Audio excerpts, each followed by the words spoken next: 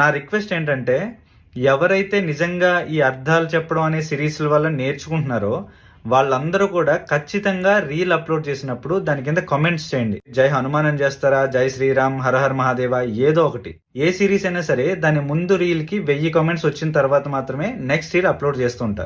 జై జై జై హనుమాన గోసాయి, కృపాకరహు గురు దేవకి నాయి. హనుమంతుడికి జయ జయలు అర్పిస్తూ ఆయన్ని మనం కోరుకునేది ఏంటంటే, ఎలా అయితే ఒక సద్గురువు అంటే మంచివాడైన గురువు తన శిష్యుల్ని సన్మార్గంలో నడవడానికి సహాయపడతాడో, గైడెన్స్ నిస్తాడో, అలాగే హనుమంతుడు కృప మన మీద ఉండి మనని సన్మార్గంలో నడిచేలా ఆయన్ని గైడ్ చేయాలి అని కోరుకుంటున్నట్టు. యహసతవార పాఠకర కోయి చూటహి బంది మహాసుఖ హోయి. అంటే ఎవరైతే ఈ హనుమాన్ చాలీసాను 100 సార్లు పఠిస్తారో వాళ్ళు వాళ్ళ బాధలు, వాళ్ళ బంధాల నుంచి విముక్తులయ్యి అన్ని సుఖాలను పొందుతారట. ఇది ఎంతో మంది జీవితాల్లో ప్రూవెన్ కూడా. జై